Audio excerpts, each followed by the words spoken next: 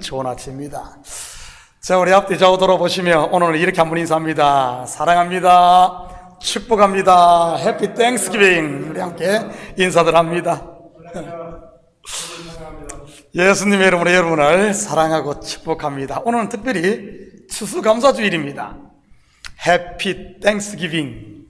여러분, 이 땡스기빙 데이, 성경의 절기가 아닌 미국에만 있는 절기인 것은 모두가 아시죠? 그런데 각 나라마다 비슷한 절기들이 있는 것 같습니다. 우리 한국에는 미국의 이 땡스기빙 데이와 가장 유사한 절기가 뭐죠? 추석입니다. 추석. 그렇다면 성경에서는요, 추수를 마치고 드리는 감사의 절기 말이지요. 뭘 것 같습니까? 초막절입니다. 다른 이름으로는 장막절 또는 수장절이라 부르기도 하고요. 특히 수장절은 말 그대로 추수한 것을 창고에 저장하고 드리는 절기라는 의미입니다. 초막절이나 장막절은 출애굽한 이스라엘 백성이 약속의 땅에 들어간 후 광야의 삶을 되돌아보며 그때를 기념하기 위해 드리는 절기고요. 집들이나 테라스에 초막을 짓고 한 주간 초막에 거하면서 지킵니다. 여러분, 어떤 일이든 지나고 나면 어떻습니까? 다 아름답게 보이지 않습니까? 예를 들어 등산을 하는데 올라갈 때는 얼마나 힘들어요. 뭐 작은 동산 말고요. 예를 들어 등산은 좀 이렇게 뭐랄까요, 적어도 지리산 정상인 천왕봉이나 설악산 정상인 한 대천봉 정도 되는 것 말이지. 보통 힘든 게 아닙니다. 중간에 포기하고 싶은 생각도 여러 번 들고요. 저도 대학교 1학년 때 선배들하고 지리산 천왕봉을 등반했습니다. 1박 2일 코스를 해서 말이지.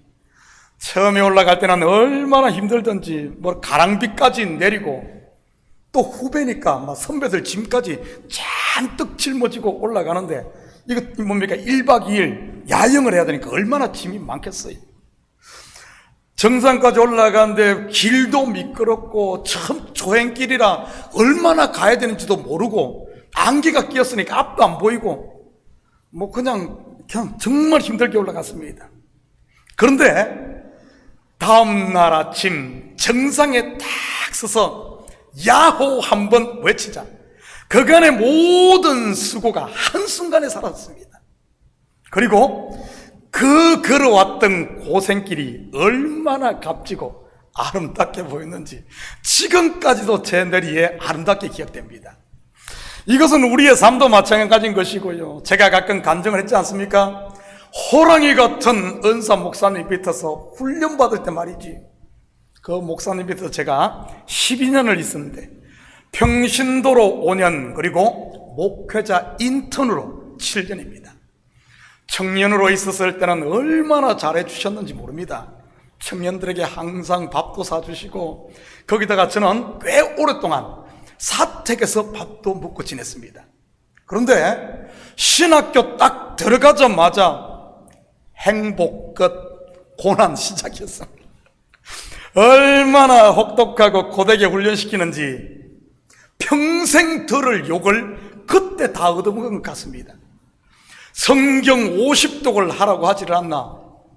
여러분, 5독이 아니라 50독. 신학교 졸업 전에 50독을 하라고 하지를 않나? 새벽 3시 30분에 일어나 새벽 예배 차량 봉사를 시키지를 않나 말이지.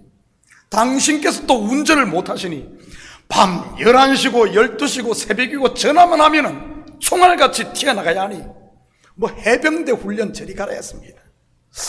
그런데 제가 목사가 되고 단독 목회를 해보니 어떤 줄 아십니까? 그때가 그렇게 아름답게 보이고 은사 목사님께 감사가 나오고 말이지. 물론 지금은 돌아가시고 안 계시지만 말입니다.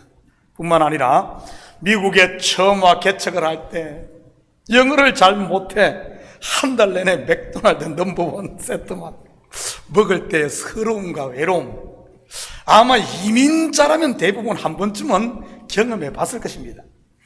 그런데 지나고 나면 어떻습니까? 그때가 그리울 정도로 아름답지 않습니까? 젖과 꿀이 흐르는 약속의 땅 가나안에 정착한 이스라엘이라고 예외겠어요? 광야 40년을 돌아보면 그들을 업고 그런 하나님의 발자국이 선명하게 모래 위에 보였으니까요.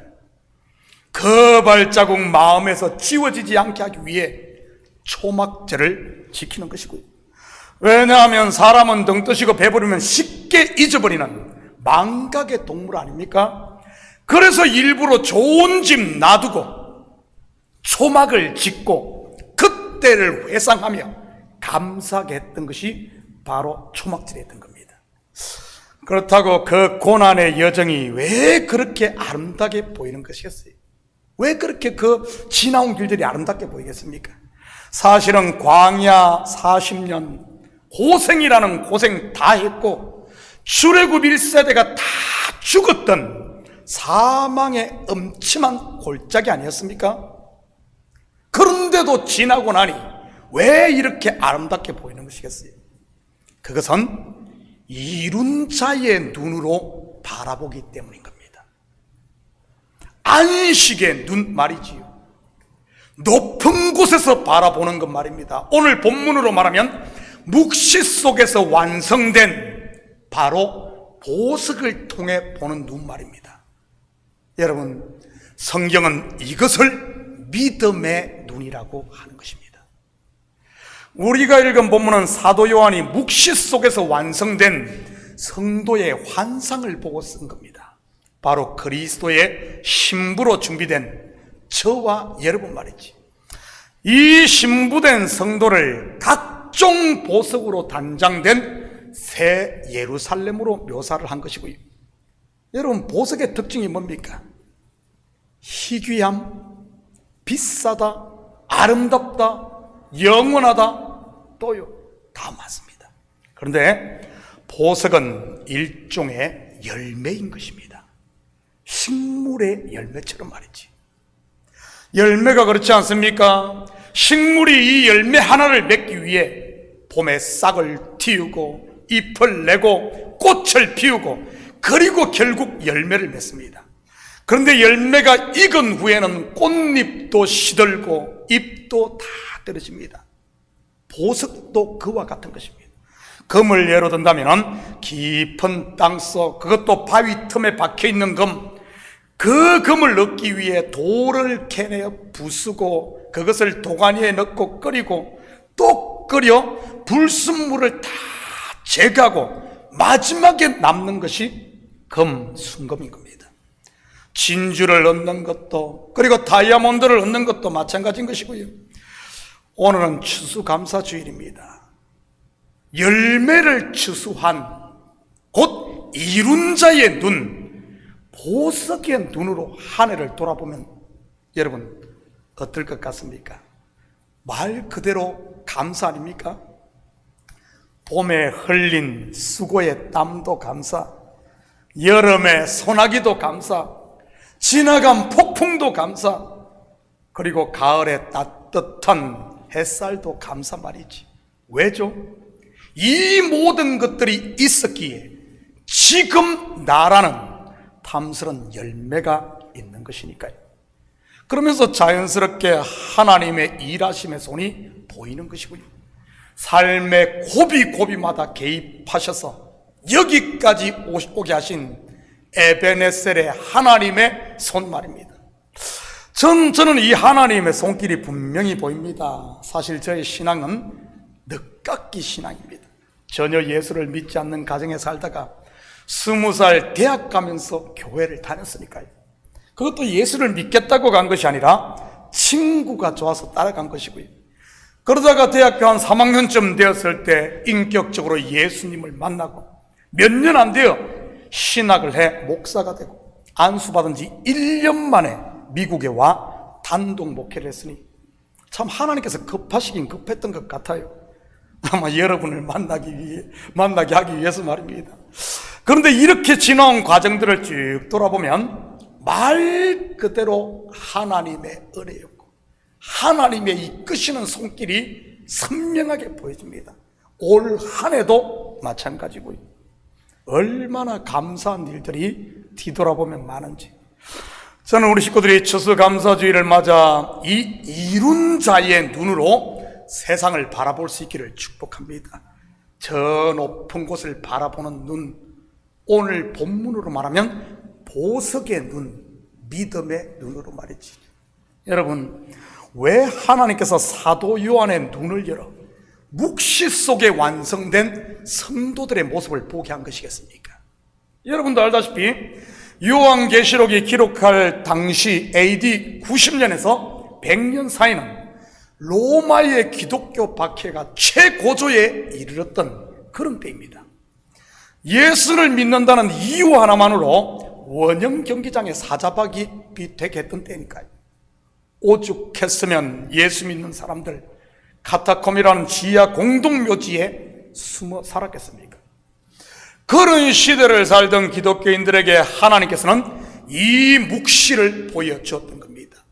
너희 지금 눈에 보이는 그것만 보지 마. 그것 보면은 한숨과 불평과 원망과 탄식밖에 나오지 않을 거야. 그런데 그들의 눈을 사방 현실이 아닌 그들의 눈을 모아 너희들이 완성된 묵시 속에 너희들의 세계, 그 세계를 보여주었던 것이지. 성도의 결국이 무엇인지 말입니다. 너희의 모습은 각종 보석으로 장식된 신부의 모습이야. 농사로 말한다면 앞으로 추수할 탐스런 열매 말이지. 여러분, 초기 미국에 정착했던 청교도들 또한 종교의 자유가 보장된 오늘의 번영된 미국의 꿈을, 이 시대를 그들은 믿음의 눈으로, 보석의 눈으로 바라보지 않았겠어요?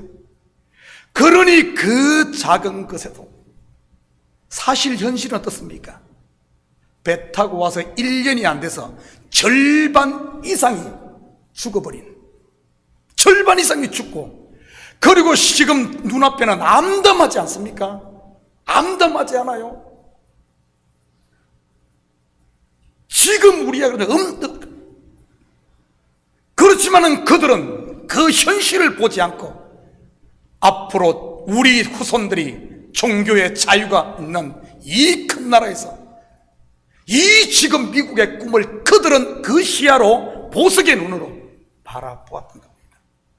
그러니 감사하면서 추수감사절을 지켰던 것이고요. 그런데 성경을 보면 사도 요한의 때만 그런 것이 아닙니다. 죄로 말미암아 고통받을 때마다 하나님께서는 선지자들의 입을 통해 그들의 눈을 저 먼 훗날, 지금으로 보면 2000년 전이죠, 메시아의 시대, 그 길을 바라보게 하며 그들의 눈을 높은 곳으로 끌었던 겁니다. 약속을 통해 말이지. 특히 작은 요한계시라고 말할 수 있는 에스겔서를 보면 어떻습니까? 여러분, 에스겔서의 시대 상황은 바벨론 포로입니다. 예루살렘 성전은 무너졌고 나라는 잃어버리고 그 백성들은 포로로 잡혀가 고통받던 암울한 현실 아니었습니까? 그런 현실 가운데 하나님께서 에스겔 선지자를 통해 보여주신 것이 뭐예요? 바로 다시 회복될 성전, 다시 일어날 이스라엘 아니었습니까?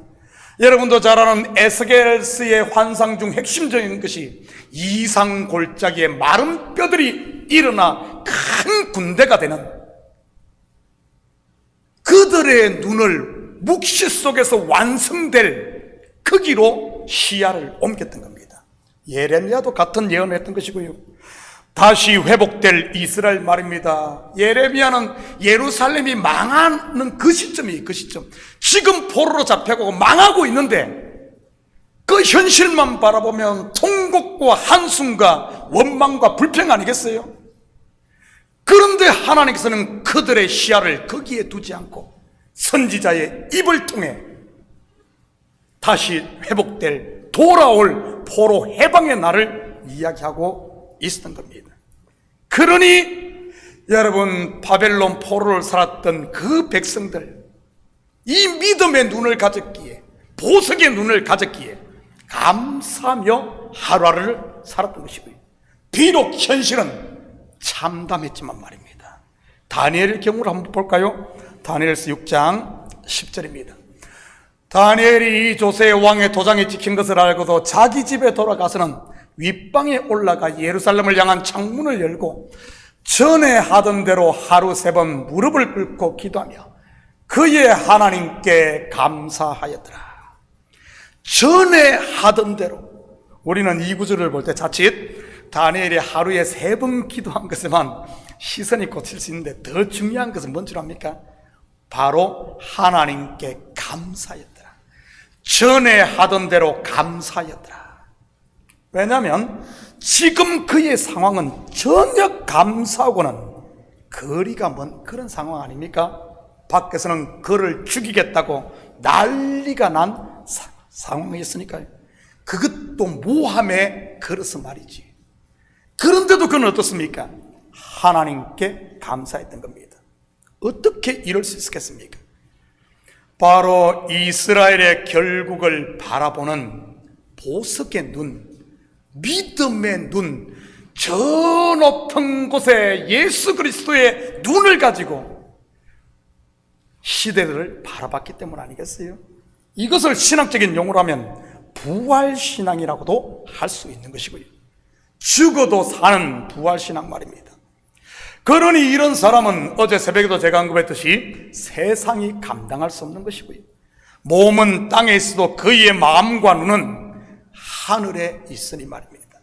여러분, 우리의 눈은 마음의 등불입니다. 내 눈을 어디에 두느냐에 따라 마음이 정해집니다. 똑같은 환경에도 어떤 사람 브라이트 사이드, 밝은 양지를 바라봄으로 이 속이 환한 사람이 있고, 똑같은 상황인데도 어떤 사람은 음지를 바라봄으로 이 속이 썩어 있는 사람들이 있습니다. 우리의 눈은 마음의 등불입니다. 내 눈을 어디에 두느냐에 따라 우리의 마음이 정해지는 것이죠. 저 높은 곳에 눈을 든 성도는 세상을 아름답게 보는 것이죠. 그러니 이 속에서 감사가 차고 감사가 나오는, 반면 낮은 곳에 눈을 두고 사는 성도들, 현실에 보이는 것, 내 속에 갇힌 이런 눈으로 세상을 바라보는 사람, 어둠과 절망, 서로의 허물과 죄만 보지 않겠어요? 그러니 그 마음이 혼돈과 공허인 것입니다. 사람들을 보면 재미있는 사실 하나를 발견할 수 있습니다. 여러분, 성공한 사람, 꿈을 이룬 사람들은 자기의 걸어온 지난길을 아름답게 이야기합니다. 올림픽에서 금메달을 딴 챔피언들 인터뷰하는 거 보면 어떻게 말하던가요? 잡아먹을 듯 혹독하게 훈련시킨 코치나 감독에게 감사하지 않던가요? 심지어 자기와 죽기 살기로 싸웠던 상대까지도 칭찬을 아끼지 않습니다. 반면 낙오된 사람들은요, 운이 없어서 그렇다, 코치를 잘못 만나서 그렇다, 감독이 작전을 잘못 짰다, 상대가 반칙을 했다, 그러면서 지금 투덜투덜하지 않아요? 여러분, 그렇다면 지금 우리는 어떻습니까? 우리는 어때요? 감사가 나옵니까? 그런다면 여러분의 눈은 저 높은 곳, 하나님께서 지시하는, 보여주는 거기서 바라보기 때문에. 오늘 추수감사주일 아닙니까? 지나온 길을 오늘에서 내일 어제를 보면은 다 감사하잖아요. 그런데 그렇지 않고 투덜투덜만 나온다면은 거기서 현실에 거기 매여서 여전히 광야를 돌고 있는 겁니다. 광야를 돌고. 저는 오늘 추수감사주일을 맞아 세상을 아름답게 보는 이 보석의 눈, 믿음의 눈을 우리 식구들이 가질 수 있기를 축복합니다. 히브리서 11장 1절에서 3절입니다. 믿음은 바라는 것들의 실상이요 보이지 않는 것들의 증거니 선진들이 이로써 증거를 얻었느니라. 믿음으로 모든 세계가 하나님의 말씀으로 지어진 줄을 우리가 아나니 보이는 것은 나타난 것으로 말미암아 된 것이 아니니라. 한 절 더 봅니다. 40절입니다. 이는 하나님이 우리를 위하여 더 좋은 것을 예비하셨은즉, 더 좋은 것을 예비하셨은즉 우리가 아니면 그들로 온전함을 이루지 못하게 하려 하심이라. 여러분, 믿음의 눈을 가졌던 선진들 전부 어디를 바라보고 살았습니까? 보이는 것이 아닌 보이지 않는 세계, 바로 예비된 더 좋은 것입니다. 오늘 본문으로 말하면 보석으로 장식된 새 예루살렘이었던, 흠도 없고 티가 없는 의로운 자로 완성될 그리스도의 신부 말이지. 그러니 그 많은 어려움 가운데서도 감사하며 주저앉지 않고 믿음의 경주를 끝까지 할 수 있었던 것입니다. 영적으로 보면 이 시대를 사는 성도는 매일이 추수감사주일인 겁니다. 왜냐하면 지금은 다름 아닌 추수 때이니까요. 물론 우리는 하나님의 은혜로 하나님의 품에 있는 추수된 자인 것이고요, 내가 은혜 받은 자임을 안다면 여러분 지금까지 있던 모든 것들이 다 아름답게 보입니다. 그런데 사탄은 어떻습니까? 어떻게든 우리 마음에 미혹의 가라지를 뿌려 우리의 눈을 가리고 있어요. 아름다운 열매와 보석이 아닌 그것을 못 보게 하고 우리 속에 있는 욕망의 선악과만 보게 하며 이 하나님의 아름다운 세계를 감사하지 못하게 하고 다 망가뜨리는 겁니다. 혹시 그런 것들이 자꾸 보입니까? 그렇다면 오늘 추수감사절을 맞아 우리에게 주신 열매들, 여러분, 우리가 하나님을 아바 아버지라 부르는 하나님의 아들 된 자들 아닙니까? 천국을 기업으로 받을 상속자들 아닙니까? 이것을 바라볼 수 있기를 축복합니다. 나 같은 죄인을 당신의 자녀 삼으신 하나님의 손이 보일 테니 말이지. 그러면 감사가 꼬리에 꼬리를 물고 나옵니다. 설교를 준비할 때 저는 그런 경험을 많이 합니다. 하나가 풀리면 탁 열리는 순간 막 나머지가 술술술술 계속 막 꼬리에 꼬리 물듯이 막 말씀이 막 이어지고, 감사도 그래요. 감사의 문이 열리고 내 눈이 딱 바뀌는 순간 감사할 것이 얼마나 많은지. 그냥 끝내면 서운할 것 같아 오늘 본문 첫 절과 마지막 절 부분만 보고 마치도록 합니다. 먼저 오늘 본문 9절입니다.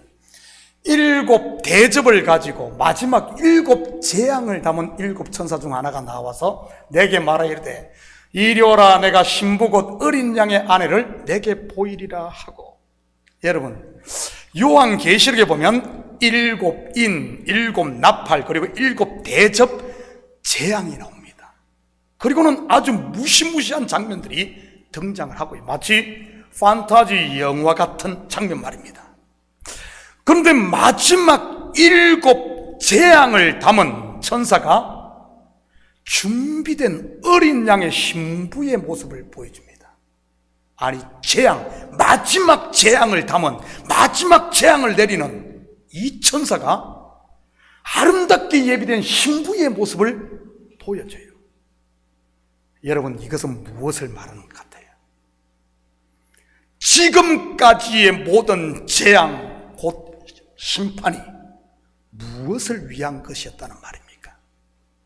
바로 어린 양의 신부를 각종 보석으로 단장시키기 위함이었다는 말입니다. 왜 처음 하늘과 처음 땅을 다 쓸어버릴까요? 새 하늘과 새 땅을 주시기 위함 아닙니까? 바로 어린 양을 신부 각종으로 보석하고 우리를 하나님 자녀, 마치 깊은 땅 속에서 금을 캐고 도관에서 녹여 정금을 만들기 위해 포크레인으로 파고 다이나마이트로 터뜨리고 그 꺼낸 돌을 잘게 부수고 그리고 그 돌을 뜨거운 곳에 넣고 끓이고 또 또 건져내고 버리고 버린 것이 결국에는 이익금을 얻기 위한 것 아니었습니까? 이것을 우리 개인이나 교회에 적용하면 무엇이겠습니까? 소위 우리가 인생 살면서 예수 믿고 겪는 각종 고난과 환난, 시험들 다 무엇을 위한 것이라는 말입니까? 나를 그리스도의 신부로 단장시키기 위한 것이라는 말입니다. 교회의 어려움도 마찬가지고요. 하나님의 교회, 참 교회, 진짜 그리스도가 몸된 참 교회를 세우기 위한 말입니다. 이 사실을 믿음의 눈으로 보는 성도라면 어떻게 하겠어요? 저 높은 곳에 눈을 둔 성도 말이지. 당연히 감사하고 그분께 맡기는 겁니다. 저는 우리 식구들이 이 믿음의 세계의 눈이 열리시기를 축복합니다. 마지막 26절 27절입니다. 사람들이 만국의 영광과 존귀를 가지고 그리로 들어가겠고 무엇이든지 속된 것이나 가정한 일 또는 거짓말하는 자는 결코 그리로 들어가지 못하되 오직 어린 양의 생명책에 기록된 자들만 들어가리라. 앞에서 각종 보석으로 꾸며진 새 예루살렘 성의 실체가 무엇이라고 했습니까? 어린 양의 신부 교회인 것입니다. 바로 저와 여러분 말이지. 그렇다면 이 말의 진위가 무엇이겠습니까? 저 높은 곳에 눈을 둠으로 감사하는 성도, 이 속에 빛 가운데 거하는 성도에게는 속되고 거짓되고 가증한 것들이 여러분 틈타지 못한다는 말입니다. 내 속에 감사가 있고 빛이 있으면 어둠이 틈타지 못하죠. 반대로 내 속에 어둠이 충만하면 저 위에 눈을 두지 않고 눈에 보이는 것만 그렇게 두면 이런 것들이 틈탄다는 말입니다. 여러분, 여러분의 눈은 지금 어디에 있습니까? 아름답게 보입니까? 감사가 채워졌습니까? 이런 사람들에게는 영광과 존귀가 들어오고 그런 사람 주위에는 생명책에 기록된 자, 곧 하나님의 백성 의인들이 모여오는 것입니다. 이것을 한 단어로 정의하면 복 아니겠어요? 사랑하는 성도 여러분, 오늘 추수감사주일을 맞아 이제는 우리의 눈과 마음을 저 높은 곳, 빛 가운데 두심으로 서로를 아름답게 보고 감사함으로 우리의 마음을 채워 이제는 좀 복이 굴러 들어오게 하는, 복이 굴러 들어오는 이런, 그리고 그 복을 누리며 사는 저와 여러분 되시기를 예수님의 이름으로 축복합니다. 같이 기도합니다. 사랑의 아버지 하나님, 참으로 감사를 드립니다. 맞습니다. 힘들고 어려울수록 이 땅에 사는 성도들 언제나 하나님께서는 우리의 시야를 약속의 땅 가나안, 완성될 우리 모습, 거룩한 신부로 준비된 우리의 모습으로 우리의 시야를 끌었듯이 이제는 말씀 의지하여 우리의 눈을, 믿음의 눈을 갖게 하시고, 그래야 아버지 하나님, 세상을 어두운 면만 보는 것이 아니라 모든 것이 합력하여 선을 이루게 하시는 하나님의 손, 아름다움을 보고 비록 현실은 어렵다 할지라도 감사하며 살 수 있는 저희들 되게 도와주시옵소서. 감사는 영혼의 아버지 하나님 영광과 존귀가 몰려온다고 했고, 감사하는 영혼의 하나님의 백성들이 주위에 모인다고 했습니다. 하나님, 이제는 우리가 아버지 하나님 이런 삶을 통해 우리 모임 가운데 하나님의 영광이 선포되어지는 저희들 되게 도와주시옵소서. 감사드리며 예수님의 이름으로 기도드립니다. 아멘. 우리 다 같이